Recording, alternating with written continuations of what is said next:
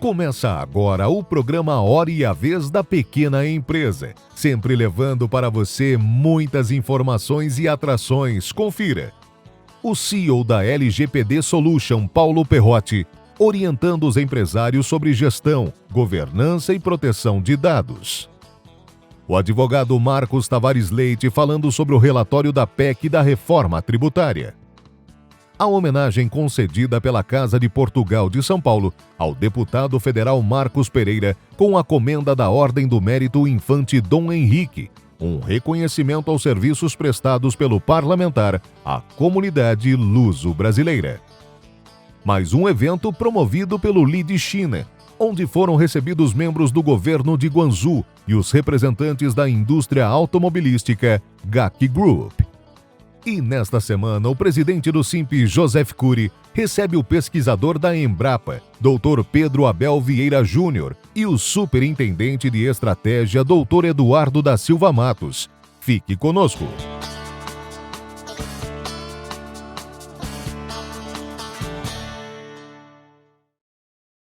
Recentemente enaltecemos as propostas de emenda à PEC da reforma tributária que corrigiu uma distorção no projeto original, onde não permitia que empresas optantes do Simples Nacional poderiam transferir crédito tributário às empresas adquirentes de insumos e produtos dessas pequenas empresas.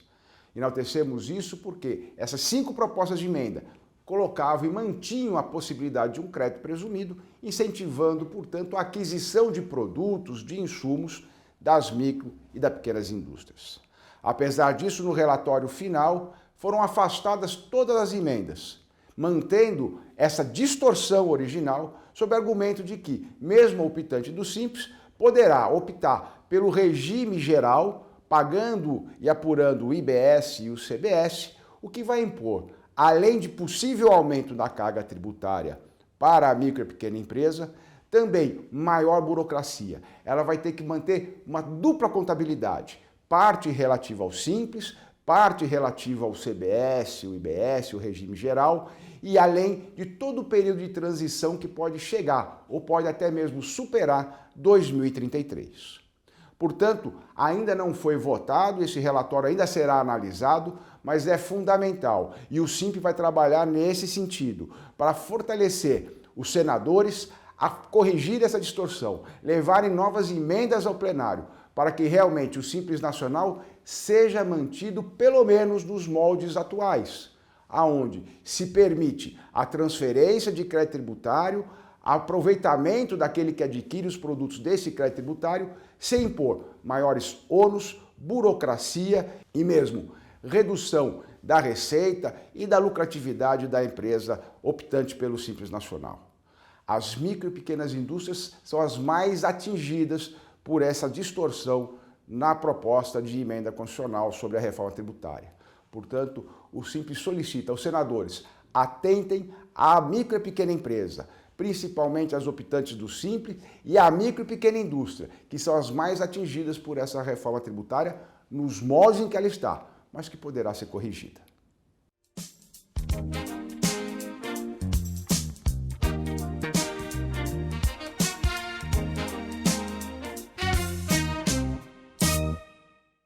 O deputado federal Marcos Pereira, presidente nacional do Republicanos e primeiro vice-presidente da Câmara dos Deputados, foi homenageado pela Casa de Portugal de São Paulo com a comenda da Ordem do Mérito Infante Dom Henrique. A condecoração é um reconhecimento aos serviços prestados pelo parlamentar à comunidade luso-brasileira. Dizer que estou imensamente agradecido por esta homenagem concedida a poucos. Fico mais agradecido ainda, professor Marco Antônio Marques da Silva, eterno desembargador do Tribunal de Justiça de São Paulo. Fico mais agradecido ainda quando vejo que ela foi aprovada por unanimidade. E poder rever amigos aqui nesta noite, como o nosso sempre eterno presidente da OAB de São Paulo, Luiz Flávio Borges Dusso, e também o nosso amigo, e vou ficar por aqui para não nominar a todos e não cometer injustiça de esquecer alguns, o nosso amigo também de longa data, Beto Meze, delegado de Polícia Civil, da Polícia Civil do Estado de São Paulo, e o José Cury, que é o presidente do SIMP, o Sindicato das Micro e Pequenas Indústrias, que tem um programa, e eu dizia agora há pouco ali que eu já tenho cadeira cativa no programa, porque já fui entrevistado várias vezes. Haja vista que esta é uma pauta que eu trabalho de longuíssima data e que se fortaleceu na minha vida, a pauta da micro e pequena empresa, da micro e pequena indústria, quando ocupei o meu primeiro cargo público. Aliás, o primeiro cargo público que eu ocupei foi o cargo de ministro da Indústria, Comércio Exterior e Serviços do governo do presidente Michel Temer.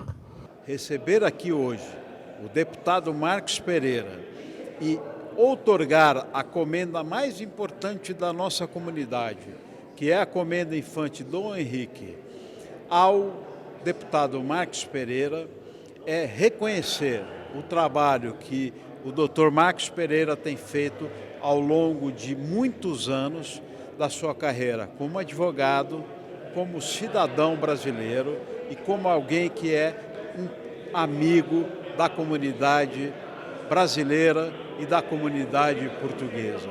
É um advogado de destaque, um professor universitário, é um político brasileiro e, como já dito aqui, e com destaque, presidente nacional do Partido Republicano.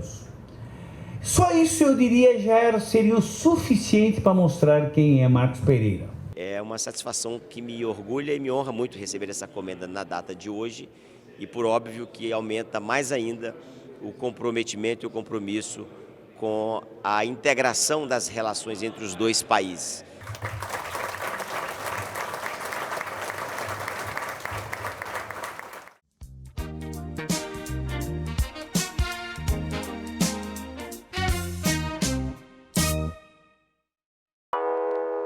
Você conhece alguma empresa ou pessoa que não tenha problemas?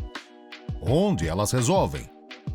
Conheça o Hub Simp, a plataforma que oferece a conexão entre você e quem resolve seus problemas.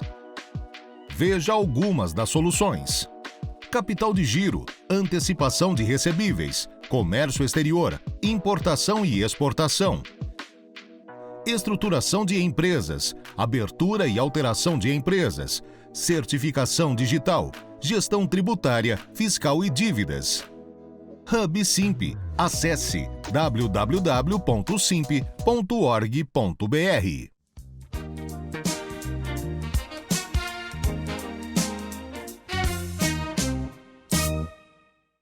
Você executivo, você que trabalha no departamento de recursos humanos da sua empresa, se atentar pela governança e proteção dos dados pessoais dos seus empregados. Isso é muito importante, por quê? Porque 40% das ações envolvendo proteção de dados no Brasil, ou seja, a Lei Geral de Proteção de Dados é aplicada em 40% das reclamações trabalhistas. Sabia disso? Então, você que é executivo, você que trabalha no recurso humano, você precisa ter o quê? Políticas de privacidade, políticas de segurança e transparência, como você coleta, trata, armazena e compartilha dados dos seus colaboradores. Você que tem um circuito interno de televisão, você que coleta biometria, você que concede um e-mail, um canal de comunicação para seus empregados, você precisa ter a transparência de quanto tempo você retém essa informação, como você coleta, qual a usabilidade desses dados. Caso contrário, esse empregado ele pode sim utilizar dessas informações, né, ou pela ausência de transparência da gestão desses dados, e sim reclamar isso na justiça. Então, muito cuidado você, empresário, que tem uma governança, que tem empregados e não tem uma gestão profissional de dados corporativos dos seus empregados. Então, você, departamento de RH, cuidado, fica aqui a dica para que você colete, trate, armazene e compartilhe da forma correta dados dos seus empregados, tá bom? Muito obrigado e até a próxima.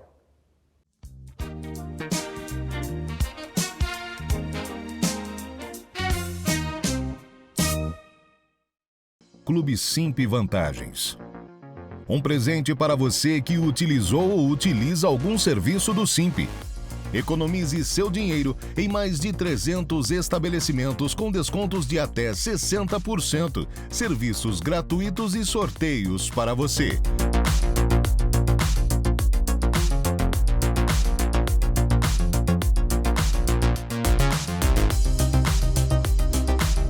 Como fazer? Acesse clube.simp.org.br e preencha o formulário e pronto! Acesso totalmente gratuito e fácil.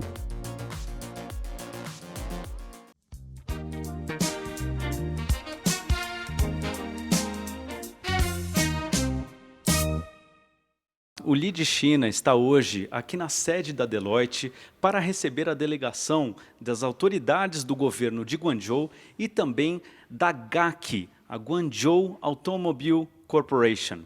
Essa empresa foi fundada em 1997 e teve, a título de vendas em 2022, 2,4 milhões de veículos. Vocês vão acompanhar todos os assuntos e os debates, especialmente sobre o ambiente de negócios brasileiro, para que esses chineses tenham cada vez mais esse apetite e esse interesse em investir no nosso país.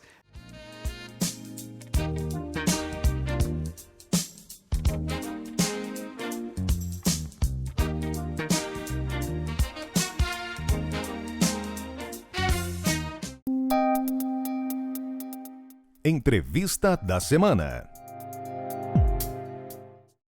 Nosso convidado de hoje é o Dr. Eduardo da Silva Matos, superintendente de estratégia da Embrapa, e o Dr. Pedro Abel Vieira Júnior, pesquisador da Embrapa. É um prazer tê-los conosco. Bom, a Embrapa é uma empresa brasileira de pesquisa agropecuária, foi criada na década de 70, com a missão, de promover o desenvolvimento, pesquisa e desenvolvimento para a agropecuária brasileira. Então, nós tínhamos um cenário de baixa produção de alimentos, a gente importava muitos alimentos, e a Embrapa ela veio com essa missão. E isso garantiu com que o Brasil promovesse a sua agricultura, a sua agropecuária, utilizando ciência. E graças ao uso dessa ciência, e é claro, a adoção dessas tecnologias que foram desenvolvidas ao longo do ano, é que hoje a gente conseguiu chegar onde a gente chegou. É claro que isso não foi sozinho, não foi um papel só da Embrapa, mas um papel desenvolvido em conjunto com toda a sociedade, em que você tem um conjunto de tecnologias que foram desenvolvidas, adotadas, os produtores adotaram um conjunto de políticas públicas que garantiram com que essas tecnologias pudessem ser adotadas e a gente ter chegado onde a gente chegou com a nossa agropecuária. A Embrapa tem uma característica que é singular, que ela não é propriamente uma empresa de pesquisa. Ela é uma empresa que identifica problemas, identifica desafios. No caso, na época, era ocupar a região dos Cerrados e o semiárido brasileiro com a agricultura, e ela articula os atores, o setor público, o setor privado, a indústria, os agricultores, etc., em prol da solução daquele problema. E, então, a geração de ciência, a geração de pesquisa é um instrumento da Embrapa para resolver problemas da agricultura brasileira. Isso torna a Embrapa singular no mundo. Ela pode ser comparada com a Agência Espacial Americana, em que ela tem objetivos e ela articula empresas, setores públicos, privados, para resolver uma determinada missão. Por exemplo, chegar à Lua, chegar a Marte. No caso, a missão da Embrapa foi ocupar o Cerrado, ocupar o semiárido com a agricultura e aumentando a produção agrícola brasileira. Nós estamos falando de uma área extremamente importante, sensível não só para o Brasil, mas para o mundo, que são alimentos. E a Embrapa tem um papel fundamental em desenvolver tecnologia, trazer a modernidade, aumento de produtividade, não só na agricultura, não só na pecuária, mas na pesca, na floresta, entre vários outros. Nos conta um pouquinho a respeito, por favor, do papel da Embrapa desse ano. Eu acho que um grande diferencial nosso é o uso de tecnologias sustentáveis. Então, a gente pode citar inúmeras tecnologias que a gente desenvolve, e eu vou chamar a atenção para uma, que é a integração lavoura-pecuária-floresta, onde eu posso cultivar uma mesma área, né, a lavoura, a pecuária, gado, né, e a floresta. É uma tecnologia, além de outras tecnologias sustentáveis que nós desenvolvemos ao longo do tempo e que permite uma maior segurança para o produtor rural em termos de receitas. Também nós desenvolvemos, por exemplo, plantio direto, uma tecnologia que garante, né, uma menor emissão de gases de efeito estufa, por exemplo, completamente adaptada às condições tropicais, além de um conjunto de outras tecnologias que permite com que, a partir do uso dessas tecnologias, a gente não precise derrubar uma única árvore sequer. Né? Nós temos tecnologias hoje, nós temos áreas suficientes para que a gente consiga expandir a nossa produção sem precisar derrubar uma única árvore.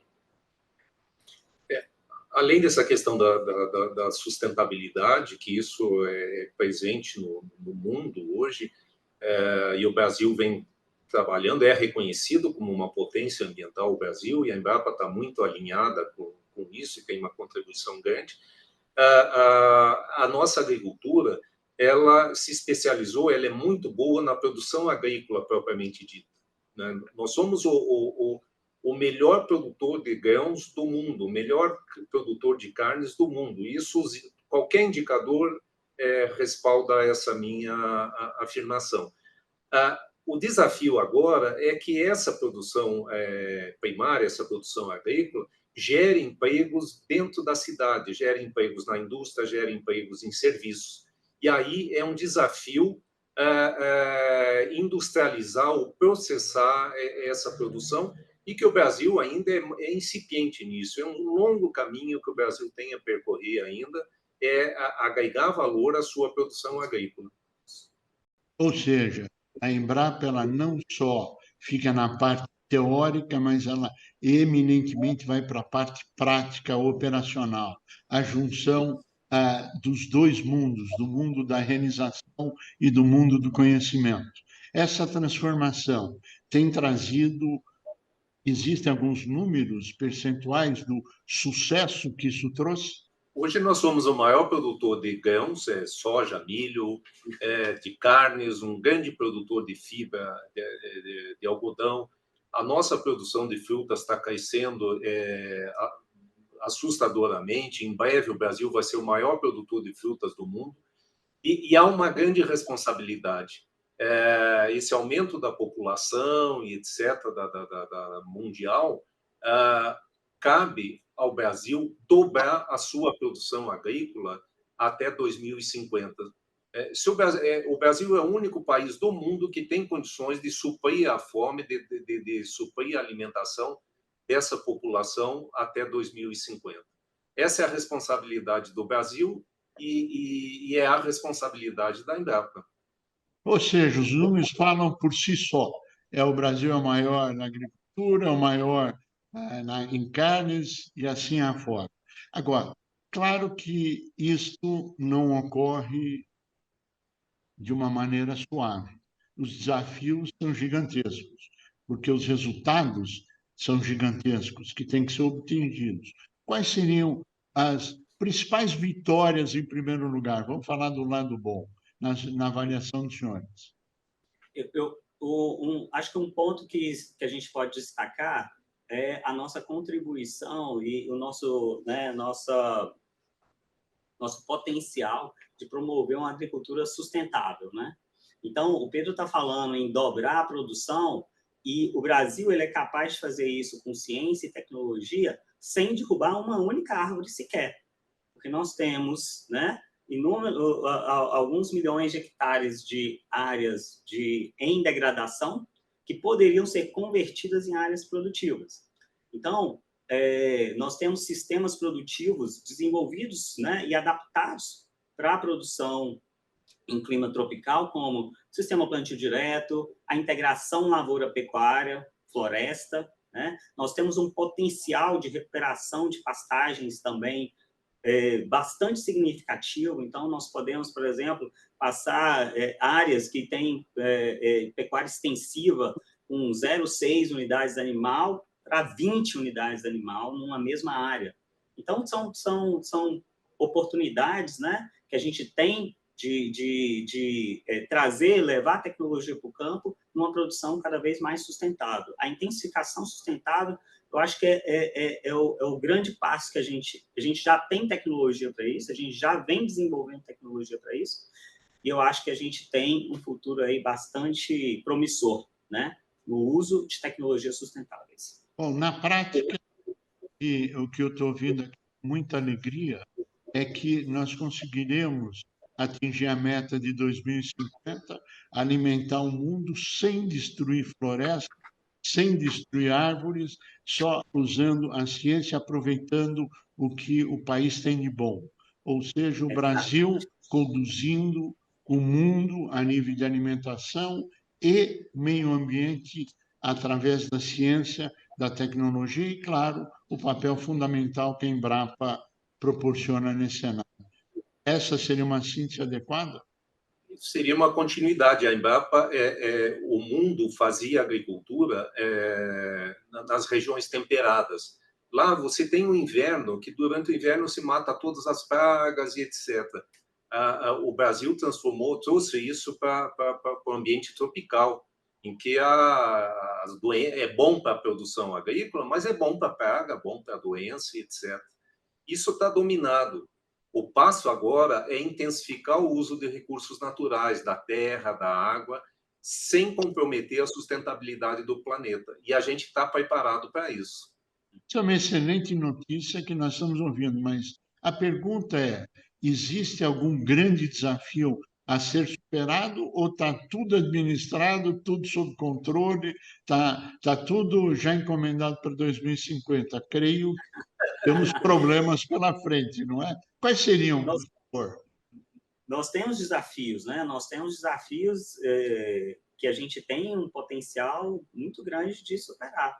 Então, eu diria que a inserção produtiva de cerca de 3,9 milhões, né, de estabelecimentos rurais, de agricultores familiares na agricultura, seria um grande desafio, né?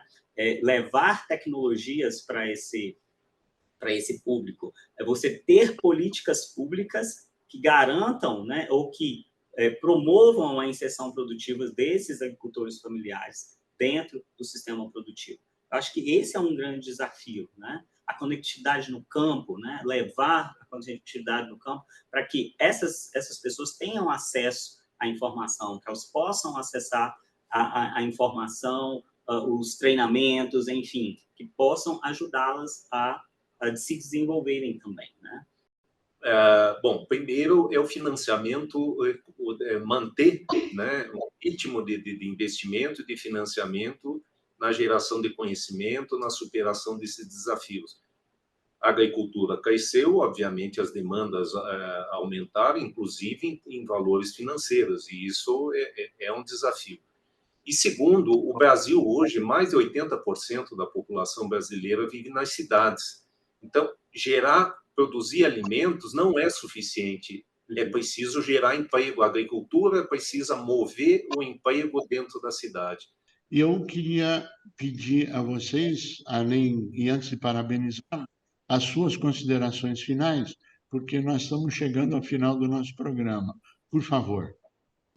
Bom, eu acho que a gente tem muitos desafios. Eu acho que a síntese do que a gente discutiu, que a gente tem muitos desafios e a gente tem muita tecnologia. Essa tecnologia precisa chegar ao produtor, né? Da mesma forma que foi feito no passado, que nós tivemos ciência e tecnologia sendo desenvolvida, políticas públicas que ajudavam a desenvolver o país, nós precisamos evoluir também em novas políticas públicas ou aquelas já existentes, né? A promoção da ciência e tecnologia, o incentivo à pesquisa e, principalmente, né, fazer com que essa tecnologia, essa informação, ela chegue ao produtor rural. Eu acho que se a gente fizer isso, a gente tem grande chance, eu tenho certeza que nós vamos ter cada vez mais sucesso na produção agropecuária do país. Complementando isso, é no campo interno. Agora nós temos um grande desafio no campo interno, na geopolítica mundial. O Brasil tem um papel aí no BRICS, etc. O Brasil tem um papel na geopolítica relevante, e o agro é o elemento de troca do Brasil para se posicionar no mundo. E esse eu vejo um grande desafio, o Brasil tem que superar isso, ele tem que se posicionar mundialmente como um grande ator internacional e com capacidade de alimentar o mundo. Esse é o trunfo do Brasil. Doutor Eduardo da Silva Matos, doutor Pedro Abel Vieira Júnior, nós queremos agradecer muito a participação de vocês, dizer que o SIMP está à sua inteira disposição para ajudar a alavancar e trabalhar na direção do desenvolvimento do país, do desenvolvimento da Embrapa, da agricultura, da pecuária, da floresta, do meio ambiente, do crescimento econômico do Brasil. Parabéns a todos, muito obrigado e até uma próxima. Muito sucesso. Obrigado. Até a próxima. Até a próxima.